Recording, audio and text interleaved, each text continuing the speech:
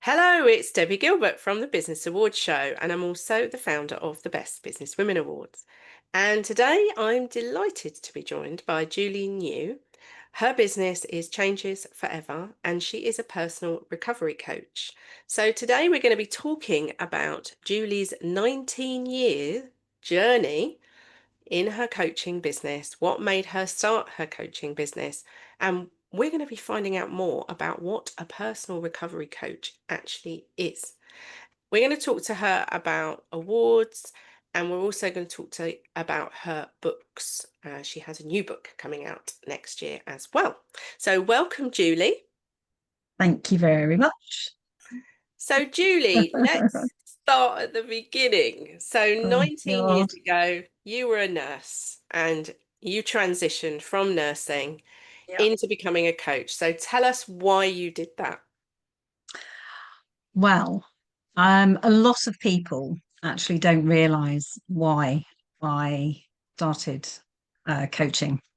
And it's quite simple actually. I've been in the NHS for 20 years and I had personal coaching myself for various reasons, and I found it incredibly helpful. And it was just my coach who one day said to me, "Have you ever thought about becoming a coach, Julie?" And I was like, "Well, no, because I'm a nurse, I'm a midwife. I cut me through the middle. That's who I am." And I'd ever since I was a really tiny little girl, I'd always wanted to be a nurse, and I loved nursing. So it was not because um, I didn't want to be a nurse anymore. And I think what's interesting, and actually the awards have helped me sort of in a kind of reflective way look at the work that I actually do now, because actually I'm still providing care for people. I'm still providing a safe space for them. I'm still providing an ability for, I care, and I have compassion for the people that I work with. So I think that hasn't changed as such. But yeah, it was my coach that said to me, that asked me that question, and it just kind of never went away over a couple of years period. And in probably January 2005, I took a massive decision to leave nursing behind, and I rented two rooms out of my house because I was on my own with my girls. They weren't that impressed, but they had to share. I remember getting them this Argos bed, so there was a double on the bottom, single on the top, and so there was a fight over that. And yeah, and I did my coach training for a year. It took me a year to do that. And I had to rent rooms because I needed to make ends meet, as we all do. You have to put, I say, if we can put food on the table, clothes on our back, and a roof over our heads, we're in a good position. So and then March 2006, that's when I started Changes Forever. And I went along to my first ever networking meeting. It was Business Link. Do you remember Business Link? Oh, yes, I do. Yeah. Oh my God, yeah. And I just picked up my business cards, which were like, there was Call Quick in Welwyn Garden Mhm. City. So they were actually hot off the press, actually. And one of the girls that was actually living in my property at the time, she'd done me this design, and it was a figure of eight, because it was like an infinite change. There's changes forever, but the pain doesn't have to be. But we'll go into that a bit later, perhaps. But yeah, there's this infinite figure of eight. So anyway, I went along clutching, and I found my first client in the car park that day. Yeah. Wow. Or rather, she found me actually. She came over to me and she said, I think you can help me, Julie. And I was like, right, okay.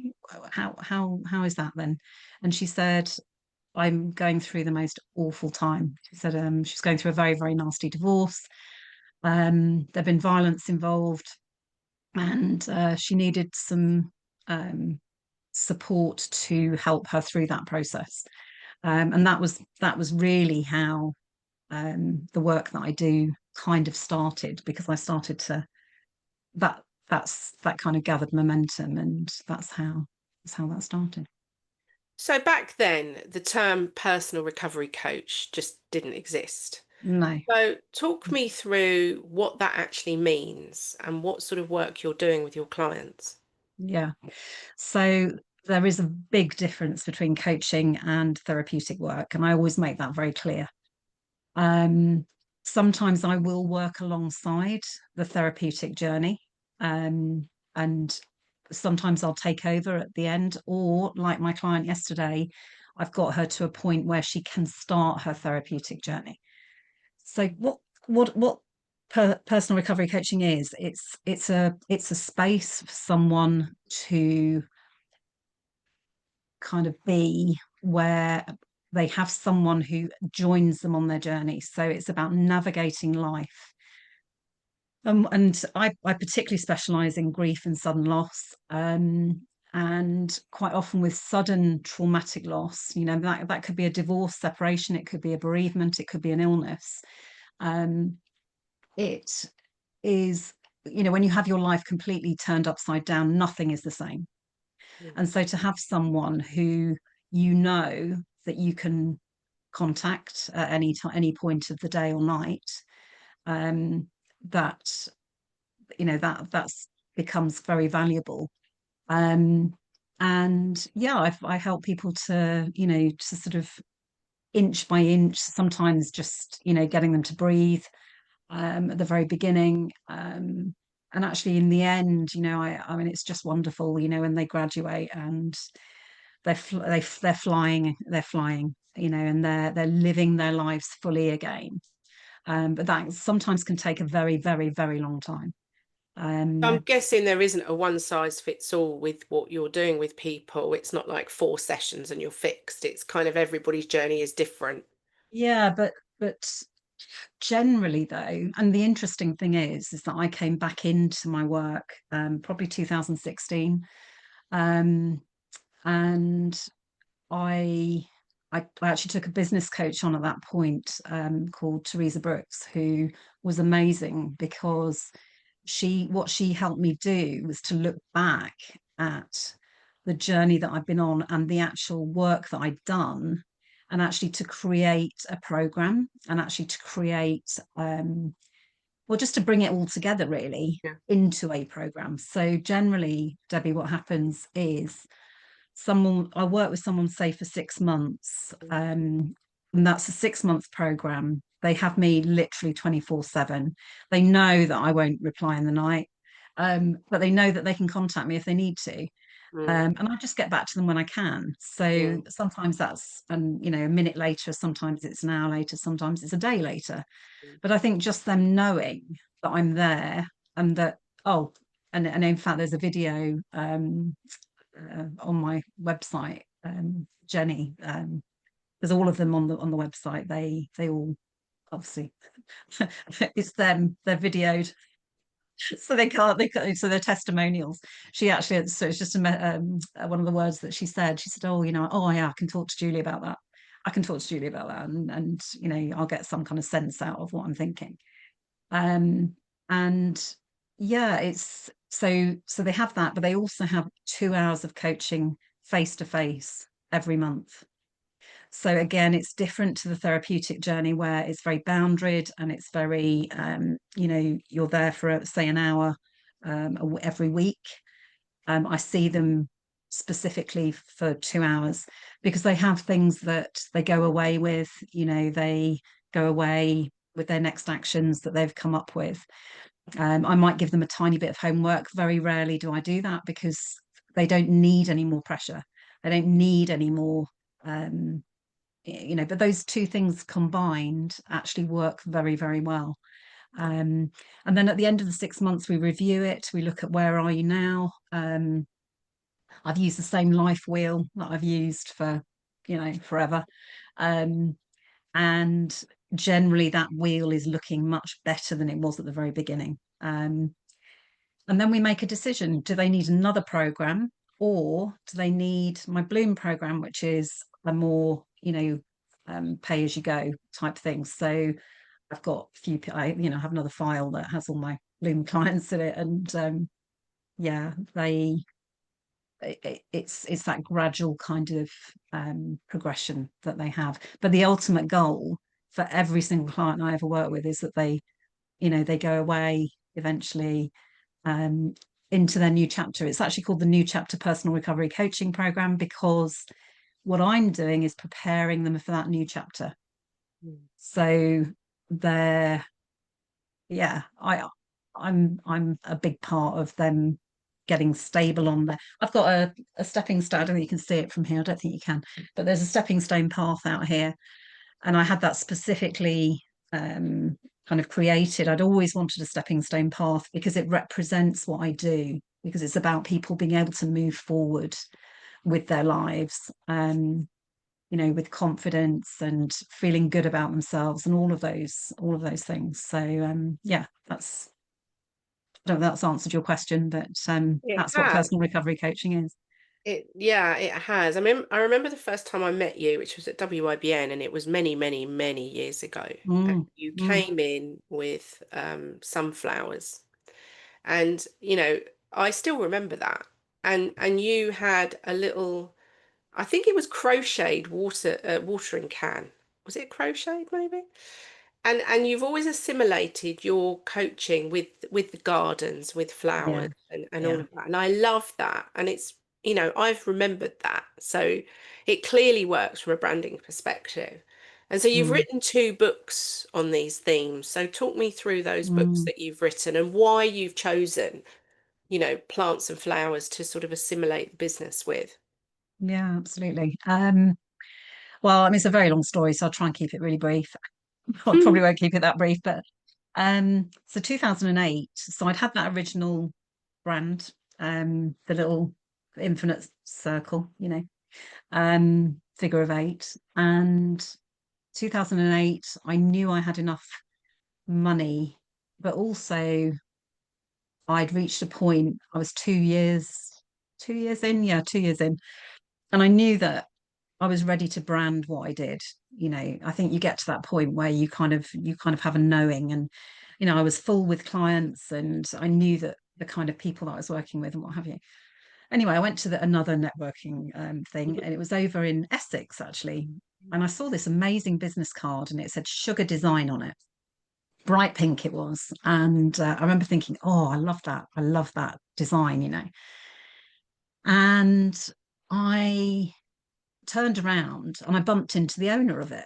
And actually she became the person that she was a graphic designer called Susan Allen, and she created my well, she put together 7 different designs. And I remember going over to see her, and she was presenting them to me, and really beautiful. And then the very, very last one was this bright orange sunflower. And I said, that's the one, that's it. And she said, that's you. And I said, what do you mean that's me? She said, that's you. You are someone who always has an ability to turn towards the sun in most weathers. So whatever's going on in your own life, you generally can see a positive in it, something, whatever that might be. She said, you stand tall in most weathers, as a sunflower does. Um, you you're all these things, you're warm, you're sunny. Blah. Anyway, it set me thinking, and I thought, wow, if she thinks I'm a sunflower, what are you, Debbie? Are you a herb? Are you a shrub? Are you a flower? Are you a tree? What are you in the garden? What are you and why? So I started, and then I started to think, well, actually, life is a bit like a garden, isn't it? If you don't look after your garden, right? If you don't look after yourself, what's going to happen? You know, Mm, you like a garden, it will die. At the moment we've not had a lot of rain. So what's happening? Well, actually everything's drying up. It's, I mean, we saw a load of bees the other day that had died because they haven't had enough water.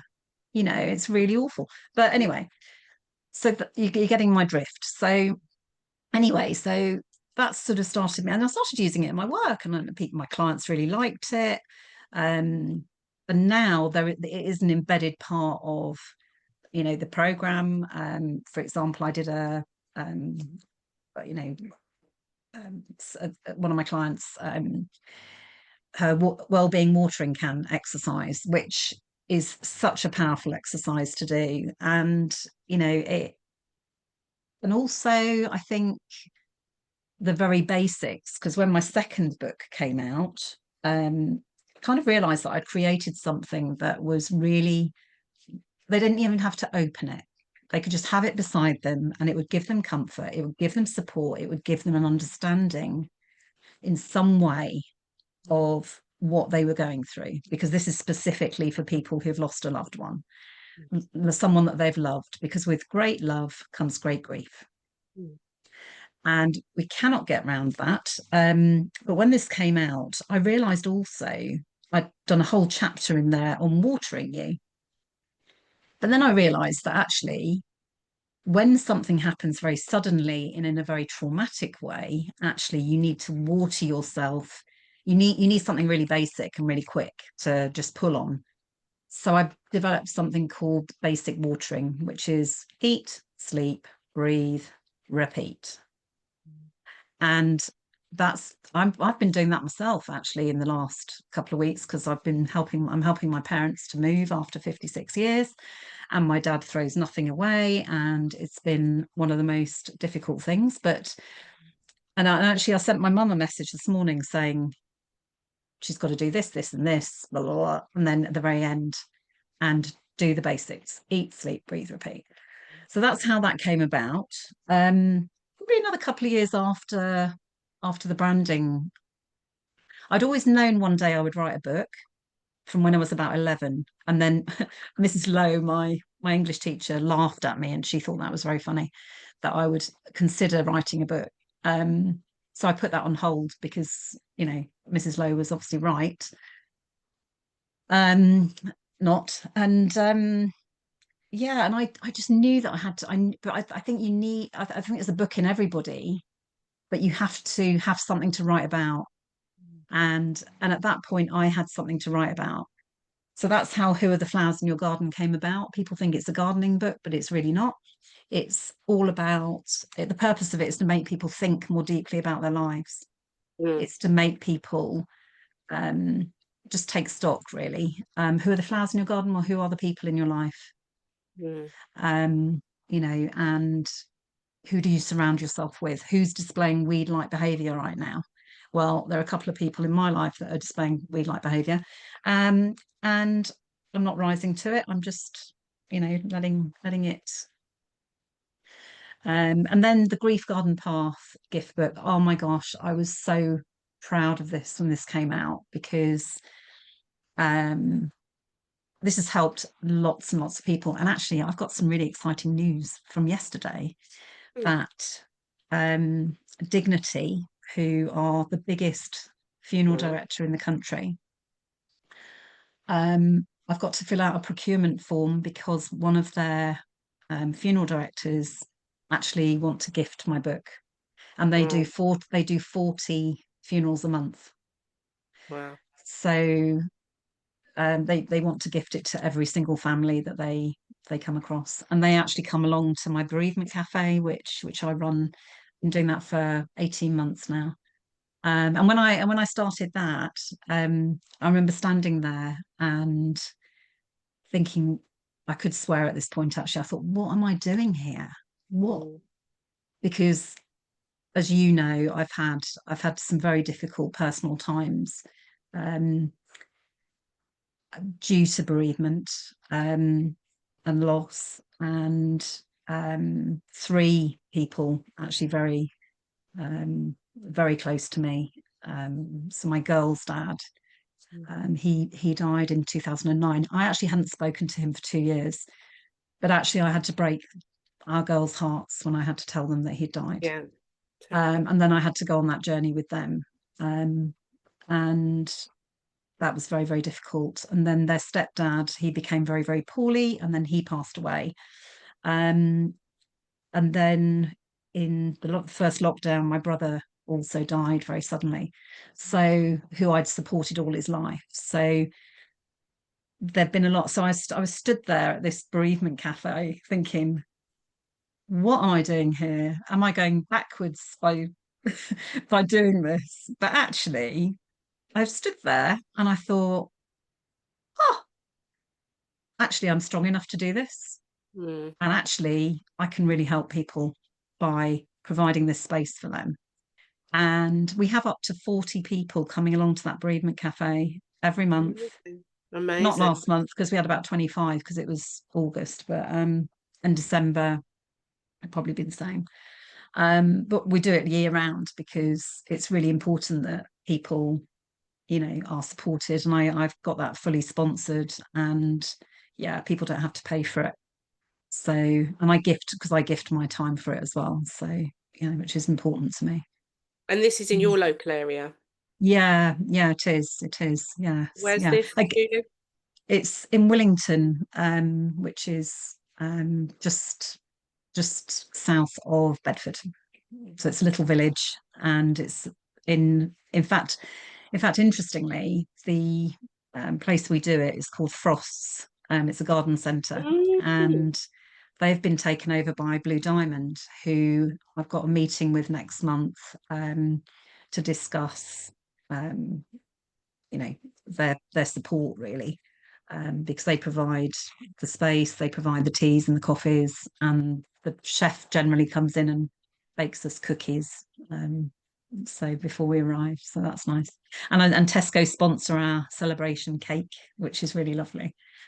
I mean, Um, 40 people shows you that what you're doing is really greatly needed. It's a lot of people. And I yeah. think, if you're somebody who hasn't had any grief in your life and you experience it for the first time, and I'm not suggesting it gets easier the more time it happens to you, but you are a little bit more aware of the thoughts and feelings once you've experienced it. I mean, these kinds of get-togethers are so important, Mm, because it feels sometimes that you're lost in a cloud of unknown, because when you've not yeah. experienced losing somebody and suddenly that happens, it's such a huge trauma, isn't it? And I think sometimes Mhm. it's underestimated how Yeah. difficult times that can. Yeah. And yeah, and interestingly, it mirrors the grief garden path because in chapter 3 there are 9 stories in there. So there's the loss of a loved baby, child, sibling, parent, grandparent, husband, wife, or partners, friend, and pet. I'm glad pets made it in there. Yeah, well, do you know what? My husband, he said to me, he said, "You cannot, Julie, put a pet in there." No. I said, just watch me, and I did. So and it's not the story you expect actually, but they all shared their stories. They were a very very long way down the road, all of them. So they had they share their golden nuggets of wisdom with anybody that's reading it. And I've been able to go back to each and every one of them and say, actually, I've had somebody say to me today that really helped me. So and so said this, and it really helped me.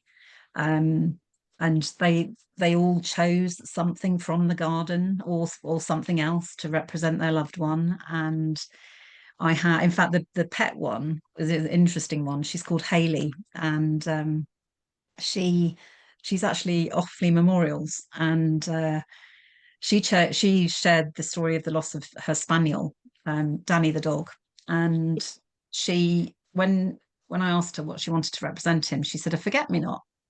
So I was like, oh, that's lovely. That's really nice. And she said, yeah, she said, I'll never forget him, and the forget me nots always remind me of him and blah, blah, blah. So anyway, I had it illustrated because I've got 2 illustrators for my books. And she, when she saw it, the picture, she said, God, it's like Mm. his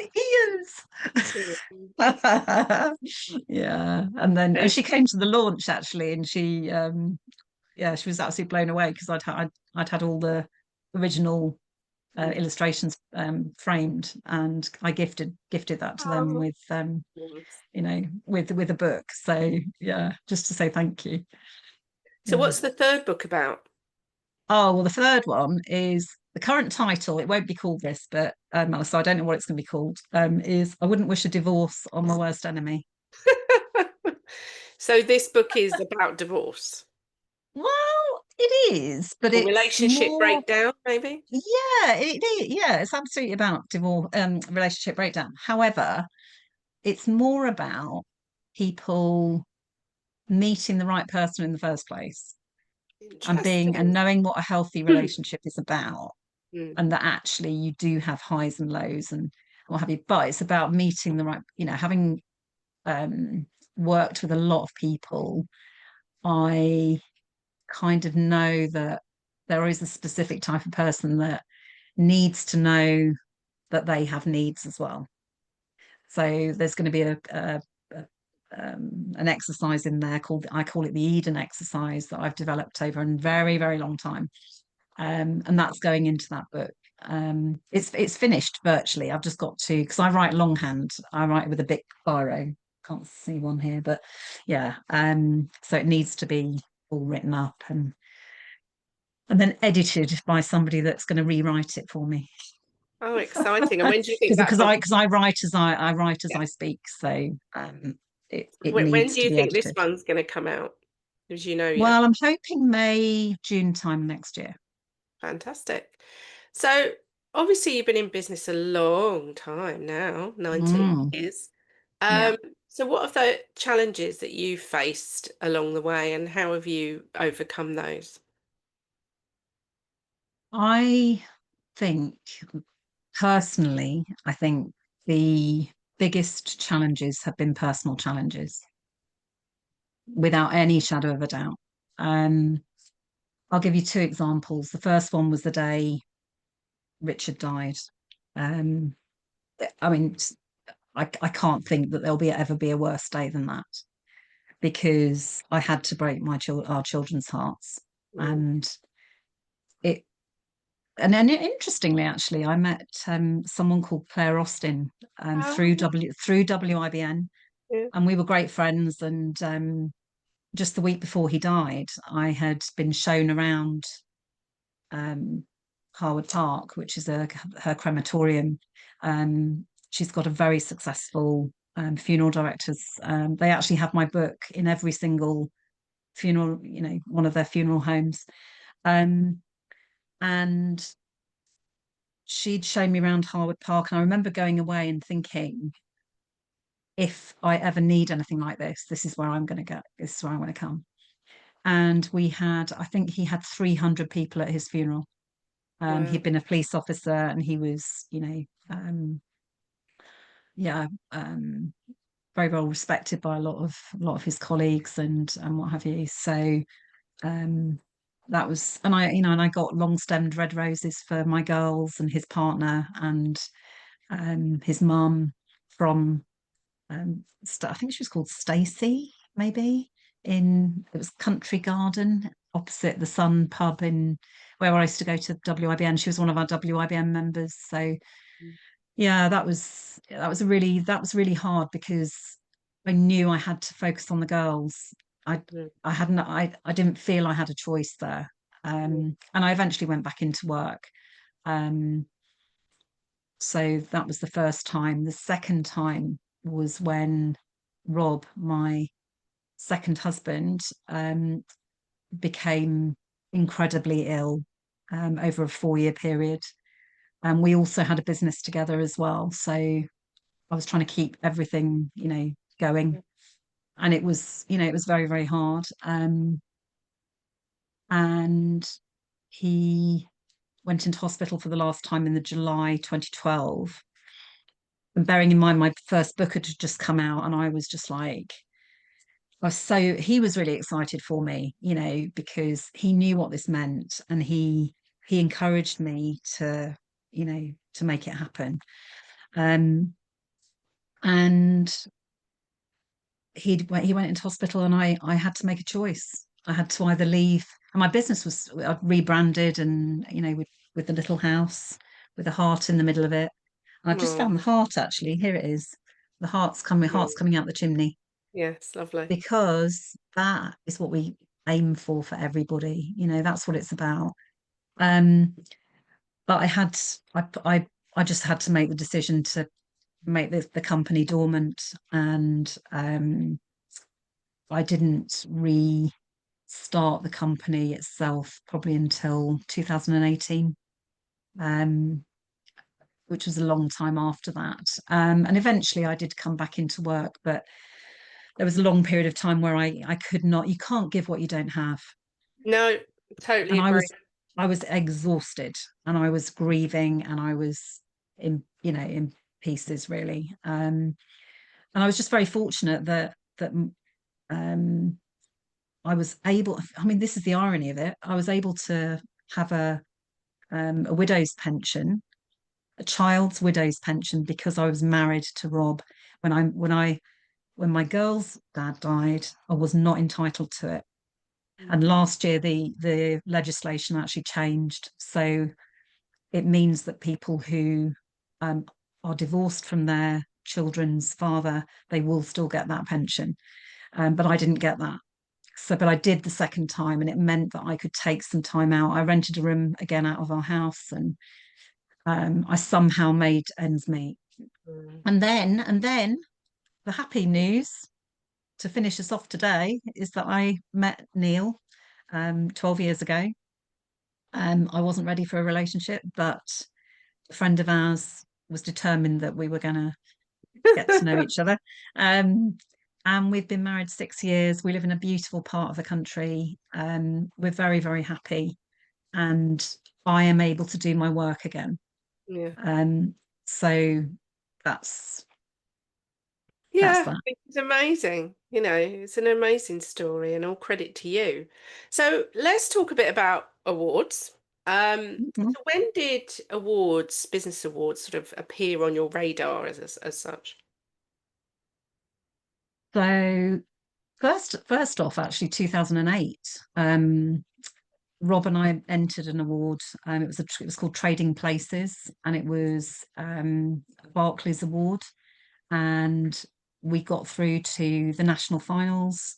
Mm. And I remember going to Cambridge actually for the ceremony, and he was in theatre at the time, not not the National Theatre No.